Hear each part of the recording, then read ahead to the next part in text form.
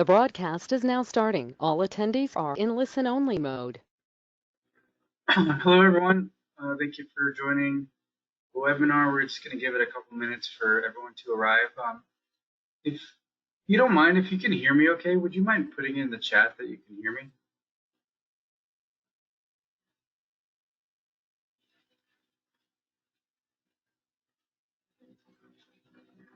Thank you, Nicole. Appreciate that. Thank you, Michael. Thank you, Sunil. Okay. Thanks a lot. All right, yeah, let's give it about a minute or so and we'll go and get started here.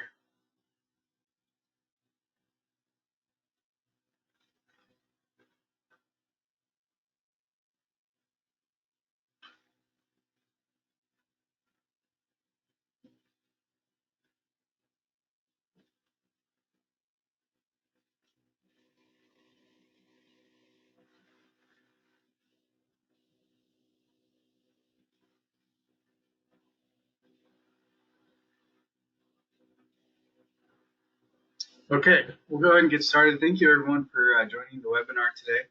I really appreciate it. Appreciate you taking time out of your day. I'm Anthony Arechiga, VP of Sales and Marketing for GemFind. We're a partner of The Edge, and we do these webinars the second Thursday of every month for The Edge. We also do some of our own webinars with partners and just to try to provide as much insight that we've gained over the years. I've been with GemFind for coming on 16 years now, so we've been around for over 20. Today we're going to talk about the formula for success for organic SEO for jewelry stores. Very exciting topic. It is for me anyway, but I would like to go through things that are a little granular, but things that I think are the most valuable for you to take away. I don't want to just do this, same generic kind of basic things. I want to actually give you things that hopefully you can take away from this and implement into your business. But we'll just jump right in here. As you may know, GemFind, we've been around for over 20 years. We help jewelry stores with all things digital, websites, digital marketing, SEO. We have a lot of apps and things that we've built for Shopify. We're a Shopify partner. And the reason why we do these webinars with Edge is that we are partnered with Edge, where we integrate the Edge point of sale system with Shopify stores. So a big part of our partnership with Edge and something we really enjoy doing with Edge customers. So today we're going to talk about keyword research, landing pages, hub and spoke content structure, keyword clusters, optimized collections, optimized products, blogs, backlinks, and we're going to talk about the Google Map. Throughout the presentation, you're more than welcome to ask questions throughout, and I'll if I see them, I'll jump into them right away, just so we can keep it kind of we can keep it kind of interactive with everybody. So again, feel free to type in a question. You can either use the chat or the Q&A feature on there. I'll be happy to answer any questions as we go. So first step of SEO is keyword research. It's important to find which keywords are typed in the most times in your area that you're looking to show up in. Once you establish the keywords, then the proper SEO work can begin. We don't want to really guess at the keywords because, what if we're trying to rank for something so specific, like lab-grown custom engagement rings, but there's only 10 searches for it in your market. So we want to make sure we do that keyword research first. On the other end of that, if we do, we start trying to rank for a keyword like engagement rings in New York, and there's 10,000 searches for that keyword, which is great, but you've got, 50 other or 100 other businesses that have been working at that keyword for years, so it's going to be tough to get ranked on that keyword. So we want to find a balance of keywords that people actually search for and that have enough search volume, and we need to look at how competitive it is to know, okay, this is going to take a lot more work to get ranked for this keyword. And a lot of times those more competitive keywords are important to target, but we need to know how to actually chip away at that keyword, and it's going to take longer typically. But I'll show you exactly how we can rank on any keyword essentially, but they're just going to require more of what we're going to talk about here today. So some of the keyword research tools that you're going to want to use if you're going to do your keyword research on your own. SEMrush, that's like the #1 SEO tool. You can get a free account. If you pay for it, you get more features. But they have one tool called Keyword Magic Tool in SEMrush that can help you do that. You'll find out again how much search volume, the keyword difficulty, how difficult is it to get ranked on that keyword. And then there's also Google Ads Keyword Planner, which is just a tool in Google Ads that will show you how much search volume is related to each keyword. SEMrush actually pulls in data from Keyword Planner, so but Keyword Planner is free, so you can use that. Or if you want to get a paid account for SEMrush, the Keyword Planner info is going into SEMrush anyway. There's also Ubersuggest, which is a tool by Neil Patel. Neil Patel is like an SEO guru, just for any type of business. If you're interested in learning more about SEO, I'd say subscribe to Neil Patel's emails because he always puts out great information. So the second step of keywords, once you establish of SEO, once you establish your keywords, is to create landing pages. Otherwise, we refer to them as, and we'll refer to them in this presentation a little bit, as cornerstone content pages or cornerstone pages. And once the keywords are identified, it's important to create pages that are optimized for the exact keyword. So best optimization would require doing a separate page for every keyword. Several years ago, I remember like every website would just have their homepage would have 50 keywords on it. It would just stuff as many keywords as you can: engagement rings, wedding rings, jewelry store, Takori, and it would just have everything on one page. Nowadays, Google's looking for page experience or user experience, and so really what is going to be most valuable to Google is having a separate page for every single keyword. So and the reason why is because if you have a page dedicated to one keyword, it's topical to that specific keyword. So if somebody's typing in, engagement rings in Chicago, and there's a page for engagement rings in Chicago, that's going to be relevant to that exact search that they were looking for. Hopefully it has relevant information on that page, and it's got featured engagement rings. It's got some content about engagement rings in Chicago. You're going to have a higher on-page time and a lower bounce rate. So Google will then say, okay, this must mean that this is a relevant page because the data is telling me that, and then they're going to start prioritizing that page over other people that are not doing that properly. So it's all about creating the best user experience and page experience for your website visitors. So the proper way to structure a landing page would be having an optimized title tag with the focus keyword. Title tag is what goes up it's what shows up on the top of the browser. But you're like, for example, say we're going to optimize a page for jewelers in Denver. You want that title tag to say jewelers in Denver. And then in the meta description, you want to put that focus keyword in your first sentence. So let's just say, jewelers in Denver, or we're one of the best jewelers in Denver, whatever it is. You always want to put that in your meta description. Your meta description is what shows up on the search results as a description for that page. You also want to optimize the URL. Put that keyword in the URL actually. So I'll show you an example of this here in just a minute. You want to also put consistent keywords throughout the content on the page. So you pepper that keyword throughout the page. You also want to have, there's a very specific layout that Google gives to have the proper SEO structure. You want to have a hero image with your H1 and some descriptive text under the H1. You also want to have underneath that hero image, you want to have your H2 with a rich text block. So what the H1s and H2s mean is your heading sizes on your page. So Typically on any web page, even if on a Word doc, you usually want to have some hierarchy to your typography. So you usually want to have headings that are optimized for SEO, because Google will say that's the most important text on this page. So you want to make sure that you put that keyword in the H1 and at least one H2, so that way you have consistency in your keywords in the most important text on your page. You also want to make sure you optimize the images with that keyword. So and that's in where you call your alt text.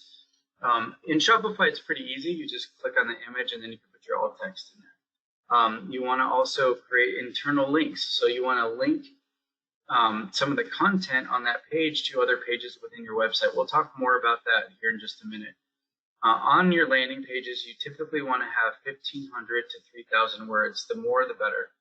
You also want to make sure that the load time is quick. You want to have an efficient load time and an optimal mobile experience. So this goes for your whole website, but especially the pages that you're looking to get ranked on. These are affecting the page experience.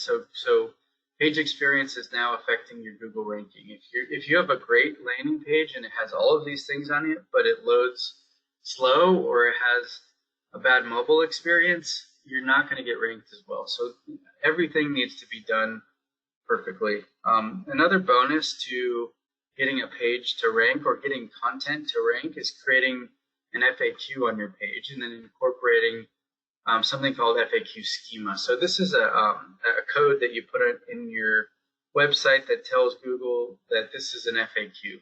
So schema is typically how you're going to tell Google what this specific module is. There's product schema, there's review schema, FAQ schema. There's all these different types of schema, which is telling, again, Google through code that that's what this module is. So again, FAQ schema, the good thing about FAQ schema, and this is something that Neil Patel actually reviewed and gives you kind of the blueprint for this. The good thing about FAQ schema is that you'll look like you're a thought leader on that specific topic that you're having the FAQ about, and it could show on the Google search results on the very top, and it'll show the questions and answers within the search results. So that could be very valuable for any jewelry store that incorporates FAQ schemes. So that's just a bonus to adding, making sure that you do everything properly. Then if you want a bonus, then use FAQ schema as well. Now we're going to talk about hub and spoke content structure. And just to pause here, just want to remind you, if you have any questions, I know this is, I get a little technical, feel free to type them in the chat or in the Q&A, and I'd be happy to answer them as we go. Hub and spoke content structure. So what hub and spoke content structure is about is creating a cornerstone page, and that's what we would consider that landing page format that we talked about. And I'm going to just show an example of a landing page real quick on a live website. So this is an example of a landing page. It's optimized for engagement rings in New Oxford, PA for this jewelry store. It's got the H1, and then it's got a descriptive text underneath, like I mentioned. Then it's got a rich text with an H2 top-rated engagement rings in New Oxford, PA. So we pepper that keyword throughout that page.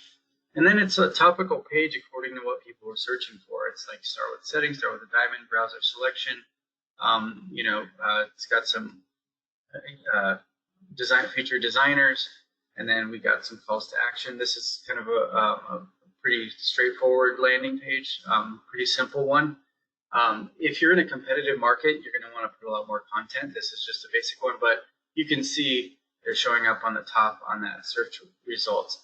We also, if you follow the same structure and you're in a smaller market, you can actually show up. This jewel is not in Gettysburg, but we created a page for Gettysburg, and they're also #1 in a town that they're not actually in. So you want to make sure that you do your keyword research, see if there's not a lot of search volume in your market, start showing up in other cities, and maybe even incorporate a global SEO structure. So anyway, so this landing page example, this is what we would call a cornerstone page.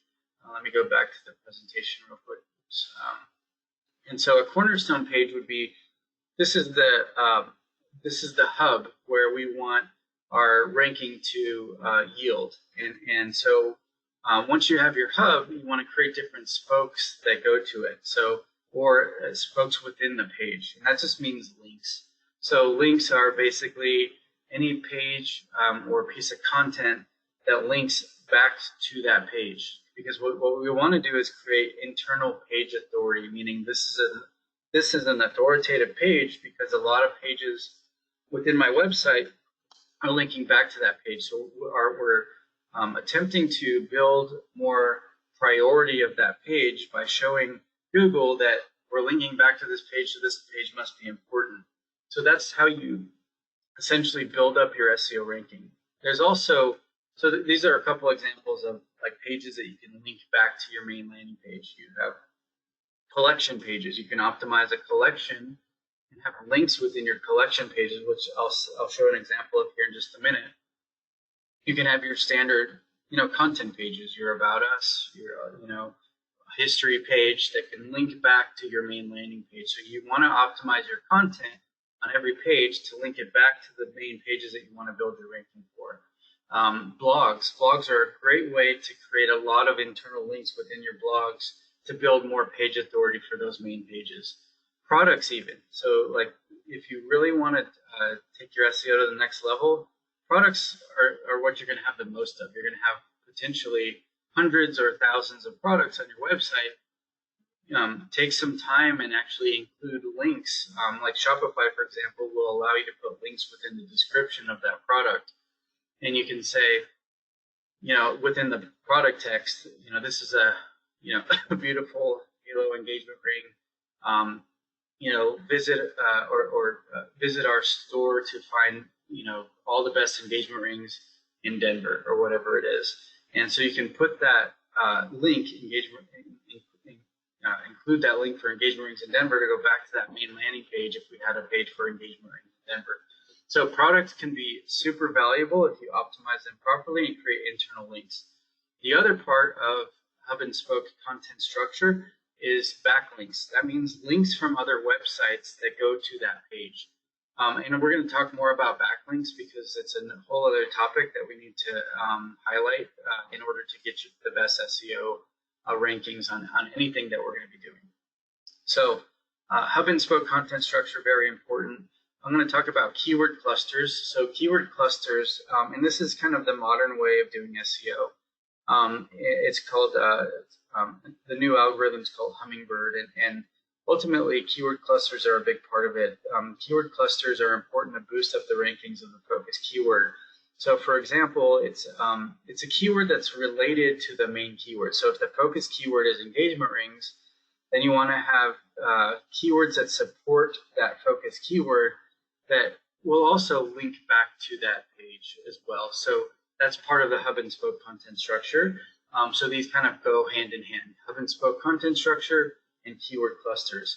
So an example of a collection page that we would want to optimize that would link back to the main focus keyword is halo engagement rings. Halo engagement rings includes the keyword of engagement rings in it. So that's that's one part of a cluster. Solitaire engagement rings could be another cluster. You can also have a blog topic for engagement ring styles or engagement ring styles of 2023, or whatever it is. And then a product, platinum halo style engagement ring. So all these keywords, they all support the main keyword. So those would all be keyword clusters. And so if you do that, let me show an example of a keyword cluster. So what we did for this client is we optimized their collection pages, and it's halo engagement rings in Chicago because we have a page for engagement rings in Chicago on their page. If I do a search for it, they're number one on that keyword, and it also boosted up their ranking on their main engagement rings in Chicago page. So we've got our collection page, and the content links back to the main landing page. If I clicked on this, it'll go to their main landing page for engagement rings in Chicago. So again, this is also the part of internal linking or hub and spoke content, but it's also a keyword cluster. So we also have all their collections like channel set, classic, contemporary, etc. Those are all other keyword clusters that we've optimized, and are now all ranking in the top positions, and it's boosted up their main ranking on their main landing page. So keyword clusters are an important part of SEO that are not really part of a lot of jewelers' SEO strategy that I've seen. So you need to start incorporating that for sure. Content with keyword clusters can be any of the following: landing pages, collection pages, content pages, products, blogs. So now we're going to talk about those optimized collections that I just showed you. You can optimize collection pages locally if you're in a competitive market, or you can optimize globally if you're in a small market. And the reason why I bring this up is if you're in a small market, there might not be a lot of people searching for halo engagement rings in Topeka, Kansas. So you might want to just keep that a broad keyword, again, halo engagement rings or whatever your collection is. But you could mention that store location within the content on that page. And so by doing that, you're not just just focused on the ranking locally. You could still get it to rank globally, because if you change it to have the location in the keywords that you're optimizing, or within the content that you're optimizing, you'll just appear on the top on that keyword, because Google, they want to know what you do exactly. If you are telling them, hey, halo engagement rings in Topeka, Kansas, that's what they're going to rank you for. So you want to probably use a global, or try to rank yourself globally if you're in a really small market. And so again, there won't be enough search volume for long tail keywords in a small market. Follow a similar SEO strategy as the landing pages by optimizing the following: your URL. You can include the location in the URL. You can include the location, the keyword within the title tag, the keyword within your H1, the keyword within your H2. And then you can also add keyword-rich content with links to the focus cornerstone pages, just like I just showed you on that example collection page. So again, I just showed this example, and then we've got the content on the bottom of the page that links back to the main landing page. You can use a tool called Moz. It's an add-on to Google Chrome, which it'll show you the exact optimization for every page that you have on your website. So as you can see here, we put the keyword in the URL, we put the keyword in the title, we put the keyword in the meta description, keyword in the H1, and the keyword in the H2. So that's the proper way to do SEO. And again, it's important to know what you have on your site and then figure out how to optimize it. So just follow that same structure. You can also optimize products. So one important part of product optimization is to make sure you utilize product schema. If you're using Shopify, it's already built in, so you don't got to worry about it. But most other websites like Magento, WordPress, or proprietary platforms, they typically don't have product schema built in. What that means is Google doesn't look at that page as a product, so it doesn't look like a product. So it looks like another page. You will typically have a lot lower of a click-through rate and lower of a ranking if you don't have product schema.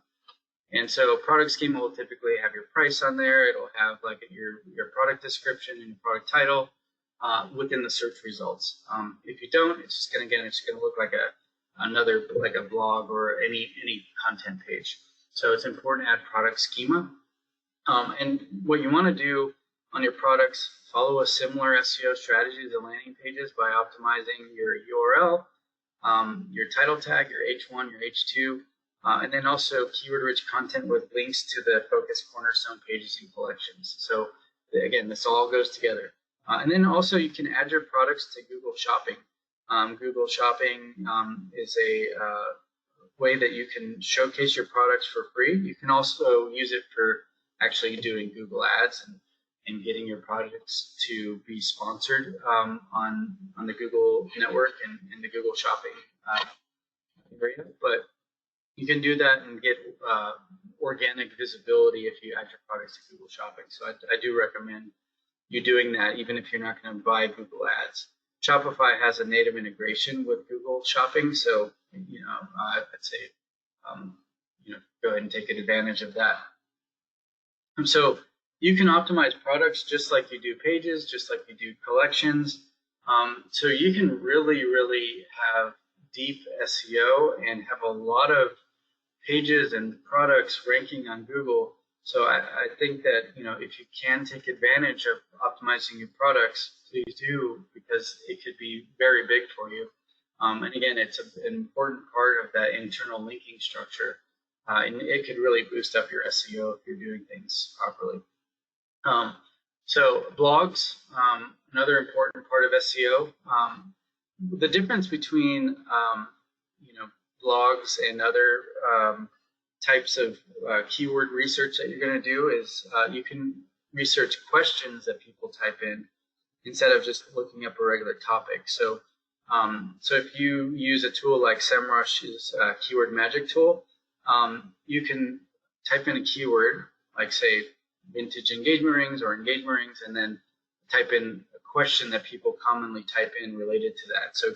So the keyword magic tool will give you a list of those questions, and then you can optimize your blog for that exact question, and then you can get a lot of traffic on your website because that's a popular topic that people are typing in, a popular question people are typing in on Google.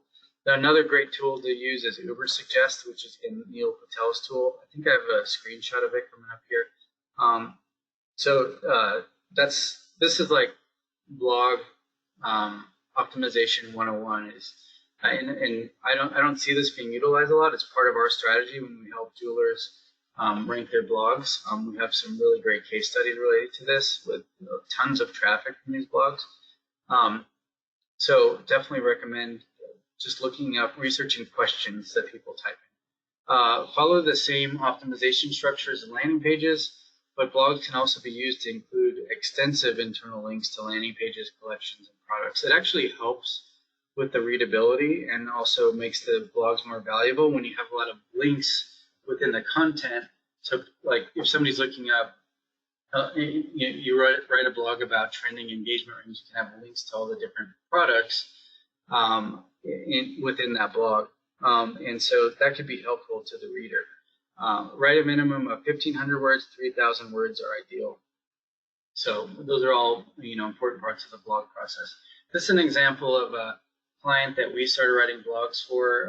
Well, we launched their website and we're doing other SEO for them, but you can see most of their traffic is coming from blogs, but they're getting about 31,000 visits per month just from, like probably 80% of it is blogs. And the reason why that's important is not just the traffic. Well, the traffic is really important because we can use them for retargeting. We can get them into the email funnel. So it's really valuable traffic, but it also, all those blogs that are getting on that traffic, we have all these internal links that are giving more page authority to all the pages that we're looking to really get the top rankings on. So really important part of the strategy. Okay, so we're going to talk about backlinks now. So backlinks, the reason why backlinks are important and what they are, just to reiterate, is any website that has a link to your website. So say it's your designer brand, they have a retail locator, and they have a URL that goes to your website. That's considered a backlink. So any website, if you got featured on a local press or you got featured on In-Store magazine, there's usually going to be a link to your website in that online article, and that's considered a backlink. The more that you have of those, the more the higher your domain authority will be. There is a caveat to that, which I'll talk about here in just a minute, but other forms of backlinks are just like guest blog posts. And then PR. So PR is a great form of getting a backlink because they're highly valuable when it comes from PR or from one of your designer brands. But the higher the domain authority of the backlinks, the better. So if you're getting, a bunch of links from a lot of different blogs that you're doing guest posts on, but their domain authority is only a 10, meaning at 10 out of 100.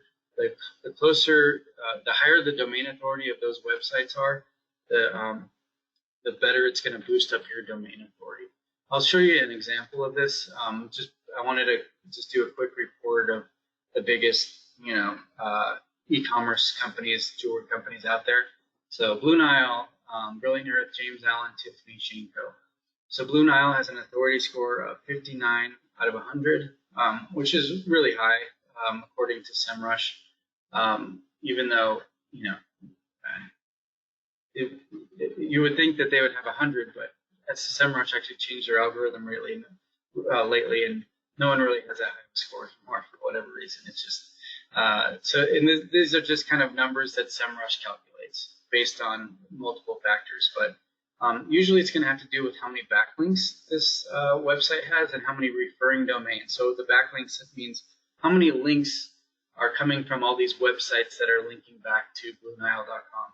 And referring domains is how many websites are making up all those backlinks. So the more referring domains and more backlinks you have, typically the higher your domain authority is.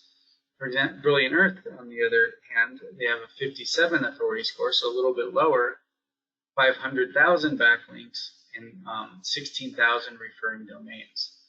James Allen, a lot lower of a domain authority, 51, 3 million backlinks, so less than Blue Nile, but more than Brilliant Earth, but only 10,000 referring domains. So that's why Brilliant Earth is showing up higher. They have a lot more websites that are linking back to BrilliantEarth.com.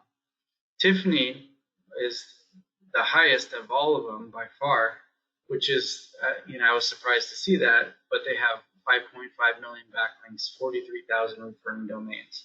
So, and then alternatively, Shenko, which, isn't as big on e-com because they are focused more on their brick and mortar stores, 49 authority score, 170,000 backlinks, and 10,000 referring domains. So they have the lowest of all of them. And again, the lowest authority score. So you can see a direct correlation between authority score, backlinks, and referring domains. So it's a big part of the SEO strategy is to incorporate backlinks. Okay, next we're going to talk about the Google Map. And again, I know I've gone through things fairly quickly, so feel free to type in any questions. If you have any questions about anything that I've reviewed so far, and be happy to answer them as we're going through this information. So Google Map, the 3-pack is what they call it, which is going to get you to one of the 3 positions on the Google Map without having to click View More. Most people are going to click on one of those top 3 to find the most relevant, business that they're searching for. The good thing about the Google Map is it's important to get ranked on, but in order to show on Geo IP results for users searching for a local jewelry store to visit soon. So you want to make sure that you show as prominently as possible, because that's like someone that's looking for something right away. It's, they're looking for a jewelry store, they're, maybe looking for a repair, a service, or, some people are just, they did a lot of research on engagement rings and they want to go into a store right away. So that's why that 3-pack is really important to show up on for the Google Map. And the ways to optimize your Google Map ranking include, you want to optimize your Google My Business profile. So you want to make sure that you put all of the things that you do in your Google My Business profile. I know there was one of our clients, they were saying, like, I don't know why my business is not showing up when I look at engagement rings in my town in Richmond, Virginia. But they didn't even have that listed in their Google My Business profile that they even offered engagement rings. So it's important to make sure that you're really looking at all of your tags in your Google My Business, and that all of your all the things that you offer are listed there. Then you want to be very active in your Google My Business. So you want to add pictures regularly, and even more valuable than that is geotagging those images. That just means adding the location within the image. When you take a picture with your cell phone, the location is typically embedded in that image. But you can use like a third-party websites to add the location within that image if you want to make it match your store's location. So if you want to take the extra step of doing that, but most importantly is just be active on your Google My Business. Add pictures regularly. Add events. They even have an option to show, like, when somebody's searching for a store, and it's going to show your events underneath. So that's important as well, because you're going to get more visibility of your events, but also it's just going to look like you're more active on Google My Business. So Google will prioritize your listing if you're active in that Google My Business. Add your products, so you can add featured products in your Google My Business. Do that frequently as well. Do all of these things regularly, every week. Just update it. Why not? Because this could be very valuable for your business. So if you have someone managing your social media, maybe just make this part of their responsibility. Just add things to Google My Business every week. The other things that will affect your Google Map ranking is your how many reviews you have, obviously. So if you don't have Podium or a Client Book or one of those, Bird Eye, any of those, I recommend getting those to get as many reviews as possible. Citations are basically directory listings, and getting your website, your information, your address, your store hours, everything on all the directories, and having them be consistent. That will help your Google Map ranking as well. I remember when we were helping someone that they changed their name, so they were listed as one name on a lot of listings and another name on a lot of others. We cleaned it all up, and their Google Map ranking went from way down the page, like 15, to number 1 when we fixed all their citations. So that's important as well. The other part, this is kind of a hack to Google My Business ranking, and definitely highly recommended, is your Google Map API. Google has what you call a map API, where you can embed the Google Map on your website. Say you do it on all these landing pages I've been discussing today. That's going to like localize your website and connect your map to your website. The more you do that, the higher your ranking will get on the Google Map as well. So these are all really important parts of getting ranked on the Google Map. So that was what I had to review today. Just to summarize, SEO is really important for jewelry stores, really because people are searching for terms related to your store's business, which shows buying intent, which is really the big differentiating factor between search engine marketing and other forms of marketing. So dominating search engines for jewelers is possible, but it must be strategic in today's day and age. Essentially, it comes down to user experience, which breaks down to page relevance according to what your user is searching for, like I've been discussing. If you can prove to search engines that you provide valuable information for the searchers by having low bounce rates and high on-page time, the search engines will start to prioritize your ranking. So again, super important for jewelers to start incorporating these things. I know, a lot of times when we talk to a jeweler, they just didn't know about these things. So that's why we wanted to, offer this information to you. If you have any questions, feel free to type them in, or you can just email me, Anthony, ANTHONY, @gemfind.com. You can also reach me directly at 800-373-4373, extension 115. Be happy to just consult with you. I do a lot of these analyses for a lot of clients out there, and no obligation to do that if you feel like that's going to be valuable for you. But again, feel free to type in any questions now. I'll give it about a couple minutes. But if not, feel free to reach out to me directly if you prefer to do it that way. Somebody said, what is the minimum? Sunil said, what is the minimum budget one needs to commit for a beginner? With organic SEO, there's no budget. It just requires a lot of work, So if you want to pay an agency, they can do these things for you, like GemFind. And it's just, it depends. We have to do an analysis to understand what size your market is, and also, like, is it, direct to consumer e-commerce? Is it a local jewelry store? So there's a lot of different things to factor in that we need to figure out the right strategy for you. Or if you are a local jewelry store, how competitive is your market? How hard is it going to be to get you ranked? So there's a lot more pages and stuff involved. Got another question. Very simply, what is the Google Map API that you talked about? So if you look, you could just do a Google search for Google Map API. Let me find it. and it'll give you, yeah, it's this Maps platform here. Let me pull it up on this Google search. It's for developers, but you get an API. So go to developers.google.com and then Maps, and then you'll get the code, the API to embed on your website. It costs like a couple cents for every 1,000 views on your website or something like that. So it ends up becoming, it's like a negligible cost, but you just have to put some payment information in. But it's all done here. We typically, if we do help you with SEO, we typically incorporate this into the SEO strategy. Let me see here. Okay, somebody asked, would you suggest to add our location to all the pictures we upload to Instagram account to help Google Map that way? No, it's not. Instagram is not really going to help with your ranking because it's those are all the posts on Instagram and Facebook are no follow links, so they don't actually like help your ranking very much. So it would be kind of just I think it can help.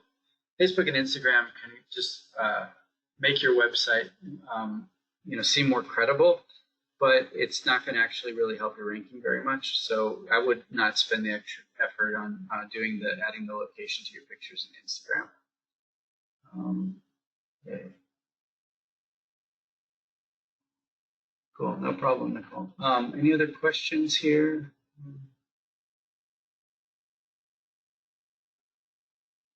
Seeing if anything else is coming in. Feel free to type them in now if you'd like. I'd be happy to answer any questions.